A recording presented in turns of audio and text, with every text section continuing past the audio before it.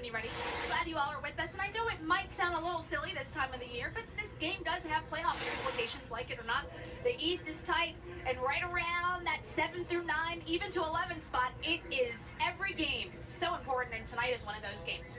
All right, I told you how we talked with Cody Zeller about his brother and other things. Well, this is the time now where you get to hear directly from Cody his thoughts. What is it like to play against your brother, if you ever wondered?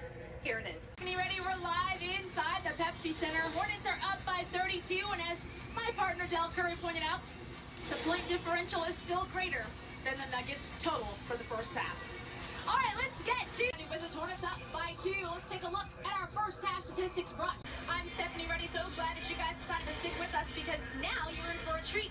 You get to see our Steve Martin catch up with head coach Steve Clifford and hear his thoughts leading up to this game. This interview is brought to you by Mercedes-Benz of South Charlotte. I'm glad you joined us. I'm Stephanie Ready, and as we get you ready for tip-off, we thought we'd take a look back at the last game, in particular, the first half. You might recall there were lots of season highs set for your Charlotte Hornets for the first half, which leads us to this. Street Beats is the entertainment here. I'm Stephanie Ready. Hey there.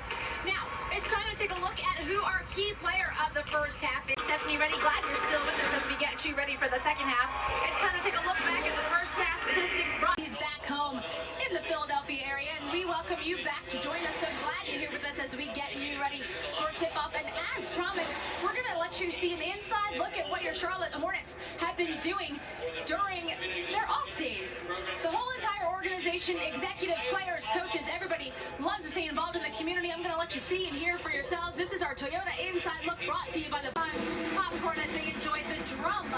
That drums. I don't even want to say drum line because they're not moving, but they're right here, very loud. We appreciate you staying with us here at halftime.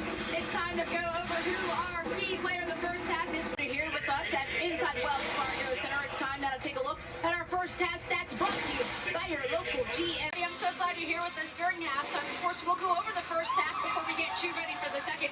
We'll start off with our key player of the first half, brought to you by Auto Side. I'm Stephanie Ready. So glad you guys decided to stick with us here at halftime. Quite a lot to talk about. What an exciting return to basketball after the All-Star break. Hornets have been playing very well. Very little rust to be seen, which leads us. Ready? Glad you're with us. Hornets are down 3 to the Oklahoma City Thunder. It's time now to take a look at our first half stats to show you how we got to where we are. These statistics. Let's talk about it a little bit. I'm Stephanie Ready, and yes, the Hornets could not pull out the victory, but lots of things to talk about that were positive this evening. First of all, it's the first game back after the extended All-Star break. We discussed it in pregame show Hornets Live with Del Curry. We weren't sure how your Hornets would respond. It's unprecedented. There's never been this long of a break. Having said that, they came out looking fantastic. Not a lot of rust to be seen. Right in the game, only down by 3 to the OKC Thunder. And in fact, Mo Williams making not only his debut, but started for your Hornets, and he did so in spectacular fashion. We showed you the Nissan stat of the night late in the fourth quarter. At that point, he had assisted or scored in 18 of the first 36 field goals for your Charlotte Hornets. That's what you call being efficient and contributing to success. Now, speaking of success, let's go on up to the concourse level.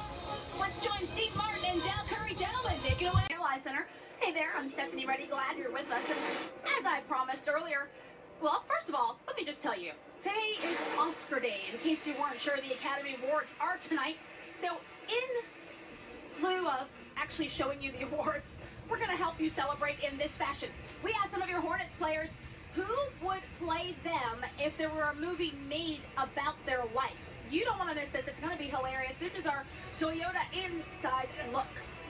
Let's go places. First, we welcome you in. I'm Stephanie Ready. So glad you guys decided to join us as we get you ready for tip-off. So much to talk about. It was hard to narrow it down for this pre-tip segment, but we decided to go with Michael Kidd-Gilchrist. It was his much-anticipated return last. I'm Stephanie Ready. Glad you guys are with us here at halftime. We have a lot to get done, so I'm hoping you're ready to stick with us all the way through halftime. First order of business is to take a look at who is the Auto Bell Car Wash. Stephanie Ready. Glad you're with us, and as promised, I told you we're going to catch up with Kemba Walker. He was the starting point guard before he went down with the injury. You might recall he had surgery in New York weeks ago. Well, we had a chance to ask him about that and many other things.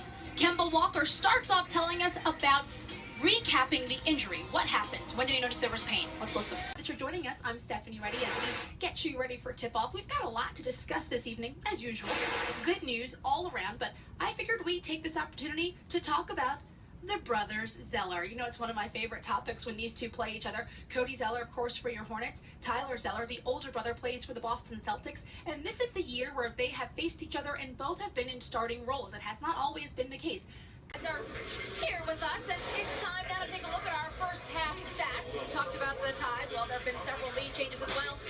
You ready? So glad you're here with us as we get you ready for tip-off. You might recall last night we had a brief discussion about the elusive double, triple-double. Well, you know what? We're going to go into it a little bit deeper. The first time it's happened in over 2 seasons, it was March 1st back in Orlando against the Magic. Nets closed in, but still not close enough yet.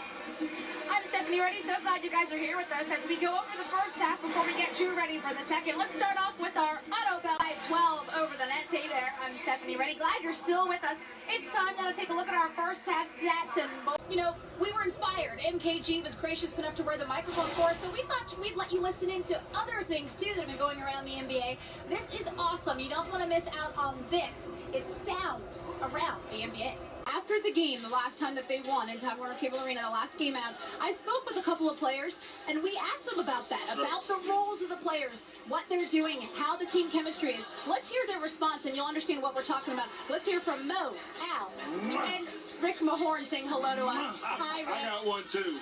I feel special now. We'll hear from Mo, Al, and Coach Clifford. Let's listen. How much, Steve? Now, you heard him mentioning Reggie Jackson. Of course, that's the new addition on the other side for the Pistons. May not be having the impact that we all thought he would. I'm sure Stan Van Gundy's probably thinking the same thing. Of course, there still is a little bit more time for them to get things together. You've also heard Coach Clifford talking about how they're the best offensive rebounding team in the league. Stephen Dell also mentioned Andre Drummond and his rebounding prowess. Well, I got good news for you, Hornets. Mo Williams did play well, ended up in double-digit scoring again. It's his 10th consecutive game scoring in double figures since joining the Hornets. Of course, he is right now the player of the week of the Eastern Conference. Al Jefferson got going offensively.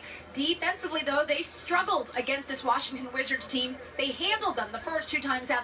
This was a good test for your Hornets moving forward. They've got a 3-game homestay starting tonight. They can make it up on Wednesday against the Sacramento Kings when they come in the building. Kemba Walker is hoping he can get some good contact workout in tomorrow. He's very hopeful for Wednesday. We're not sure what's going to happen, but you know that he is eagerly anticipating his return to the court. And speaking of eagerly anticipating about this game and what happened tonight, well, your Charlotte Hornets, this was a very important game for them. You know they're in the 8th position for the playoff hunt. They are trying to solidify that playoff position, and every single game matters no matter who the opponent is. After tonight, there's only 19 games left in the season, and we've shown you the standing 7 through 12. It is nip and tuck as we head down. Every single game counts. Now tonight, there were some good things. This is the silver lining time now, my usual points that I like to make post-game. Gerald Henderson was the Charlotte Hornet that had a double-double. You wouldn't suspect that, and he had it with assists and not rebounds, setting a new career high for 11 assists. That's huge for Gerald Henderson. You can see his game is growing before our very eyes. Now, one thing I'd like to point out, we have yet to see the Charlotte Hornet team in full strength. I don't care what you say. We may have had a game where there have been all bodies able to play, but not all 100% in terms of their health and their ability. Obviously, Cody Zeller out of the game tonight with the right shoulder sprain. Kemba Walker newly returning for the recovery. He missed the last 18 games. He was limited in his number of minutes. And then, unfortunately, Al Jefferson goes out in the 3rd quarter not to return with right calf soreness. Now, we don't know when we're going to see these players all together again, but the good news is if we do get all the bodies on the court at the same time at 100% health, who knows what might happen? Double-doubles galore. It'll be a new word, sounding like a new flavor of ice cream. We might have a quadruple, triple, double-double on our hands. All right, let's